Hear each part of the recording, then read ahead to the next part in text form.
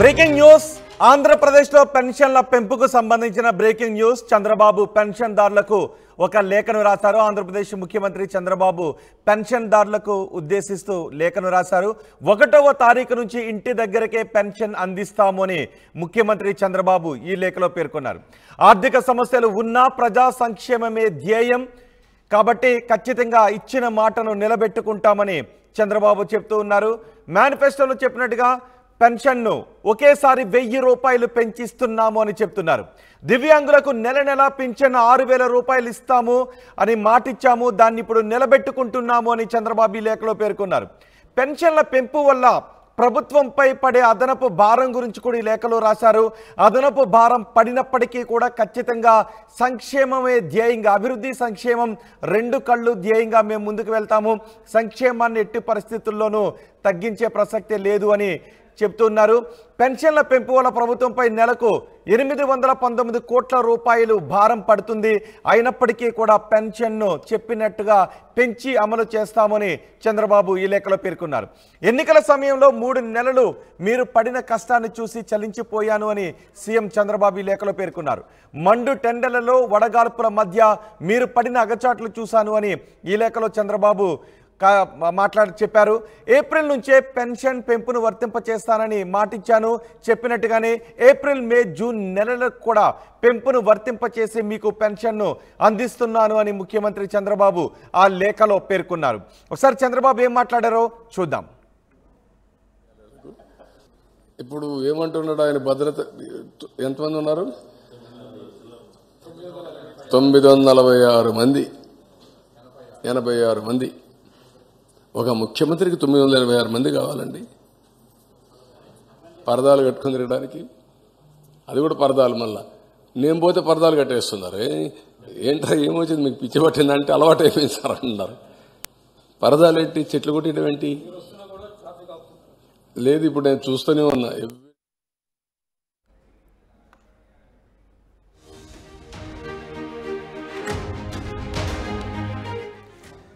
Chandrababu pension పెంపుకు సంబంధించి లేఖ రాసి అధికారులతో కూడా ఆయన మాట్లాడారు. ఆయన చాలా విషయాల గురించి మాట్లాడారు. ముఖ్యంగా సంక్షేమ పథకాన్ని ఏ విధంగా అమలు చేయాలనే విషయం గురించి చాలా ప్రధానంగా చంద్రబాబు మాట్లాడారు.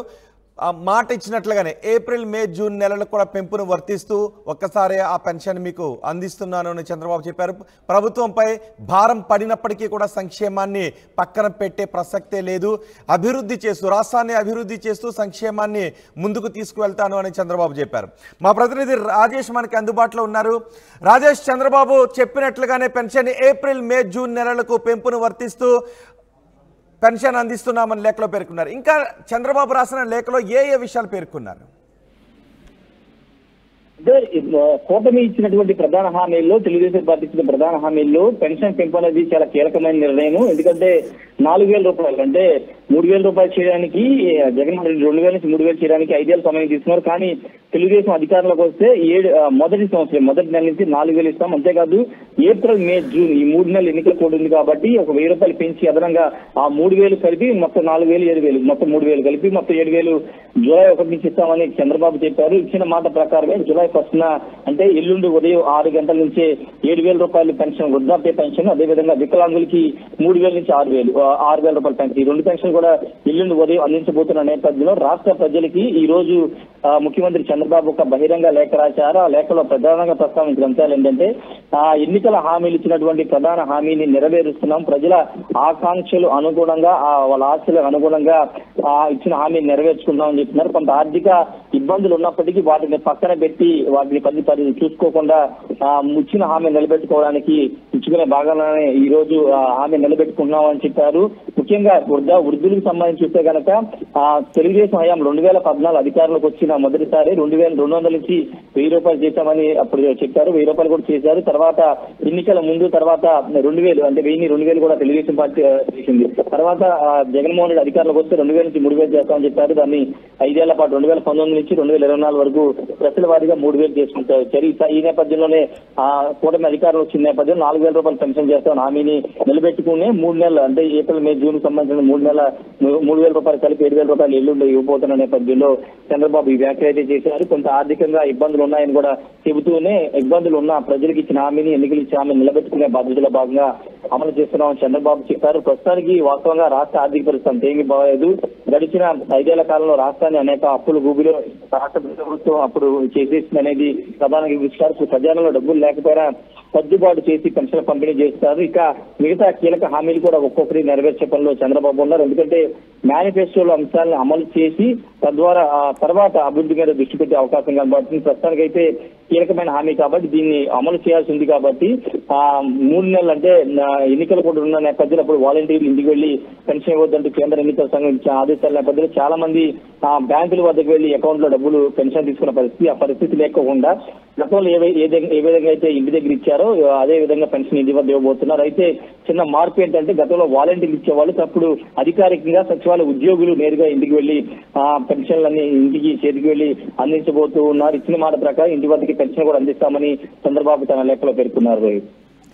ఇంటింటికి ఏ విధంగా అందజేయబోతున్నారు పెన్షన్ ని? అంటే గతంలో ఉన్నట్టే, గతంలో వాలంటీర్లకు 50 ఏళ్లకు ఒక వాలంటీర్ ఉంటారు. వాలంటీర్కి సచివాలయ పరిధిలో ఉన్నటువంటి వాలంటీర్ అందరికీ ముందు రోజు సాయంత్రం డబ్బు అందజేస్తారు. 50 ఏళ్ళకి కలిపి ఎంత అమౌంట్ ఉంటుందో వాళ్ళకి అందజేస్తారు. అదేవిధంగా ఇప్పుడు సచివాలయ ఉద్యోగులకి ఒక్కో సచివాలయంలో దాదాపు 11 నుంచి 14 మంది డిపార్ట్మెంట్ సంబంధించిన ఉద్యోగులు ఉన్నారు. కాబట్టి ఆ 14 మందికి క్లస్టర్స్ వైజ్ గా 50 మందికి ఒక ఇళ్ల చొప్పున విభజించి 50 ఏళ్ళకి ఇస్తారు. కాబట్టి ఇప్పుడు సచివాలయ ఉద్యోగులు తక్కువ ఉన్నారు కాబట్టి 70 నుంచి 80 ఇళ్ల వరకు కేటాయించే అవకాశం కనబడుతుంది. 70-80 ఇళ్లకు కలిపి ఒక క్లస్టర్ గా విభజించి ఒక్కో సచివాలయ ఉద్యోగికి ఆ క్లస్టర్స్ ని ఇచ్చేస్తారు. ఇచ్చిన తర్వాత వాళ్ళే నేరుగా వెళ్లి ఆ డబ్బుని స్వయంగా ఆ వృద్ధాప్య పెన్షన్ అందుకుంటున్న వాళ్ళందరికీ కూడా ఇంటికి వెళ్లి అందిస్తారు. ఇచ్చిన తర్వాత స్థానికంగా ఉన్నటువంటి అంటే కొంతమంది వాలంటీర్లు రాజీనామా చేశారు. అందుబాటులో దాదాపు 2-3 లక్షల మంది వాలంటీర్లు ఉన్నారు. కాబట్టి వాళ్ళ సహాయంతో వాళ్ళ దగ్గర ఆల్రెడీ డేటా ఉంటుంది, సచివాలయం వద్ద డేటా ఉంటుంది. కాబట్టి వాళ్ళ సహాయంతో సచివాలయ ఉద్యోగులు నేరుగా తీసుకువెళ్లి వాళ్ళ ఇంటికి వెళ్ళి వాళ్ళ చేతికి ఈ పెన్షన్ 7,000 రూపాయలు జూలై 1న అందించబోతున్నారు. ఈ వ్యవస్థను అంటే వాలంటీర్ వ్యవస్థను ఇంకా ఎలా ఉపయోగించుకోవాలని దానిపైన ఇంకా నిర్ణయం తీసుకోలేదు. కాబట్టి ప్రస్తుతానికి సచివాలయ ఉద్యోగులు అందుబాటులో ఉన్నారు. కాబట్టి వాళ్ళ ద్వారానే రాష్ట్ర వ్యాప్తంగా పెన్షన్ల పంపిణీ చేయబోతూ ఉన్నారు. దాదాపు 70 నుంచి 80 మంది క్లస్టర్ గా 75 నుంచి 80 మంది కుటుంబాల క్లస్టర్ గా విభజించి వాళ్ళకి పెన్షన్ పంపిణీ చేయబోతున్నారు. రైట్ రాజేష్, ఆంధ్రప్రదేశ్ లో పెన్షన్దారులకు ముఖ్యమంత్రి చంద్రబాబు లేఖ రాశారు. 1వ తేదీన ఇంటి దగ్గరకే పెన్షన్ అందిస్తామని చంద్రబాబు ఈ లేఖలో పేర్కొన్నారు. ఆర్థిక సమస్యలు ఉన్నా ప్రజా సంక్షేమమే ధ్యేయంగా ముందుకు వెళతామని చంద్రబాబు చెప్పారు. మేనిఫెస్టోలో చెప్పినట్టు పింఛన్ను ఒకేసారి 1000 రూపాయలు పెంచి ఇస్తున్నాము. దివ్యాంగులకు నెల పింఛన్ను 6,000 రూపాయలు అందిస్తామని చంద్రబాబు లేఖలో పేర్కొన్నారు.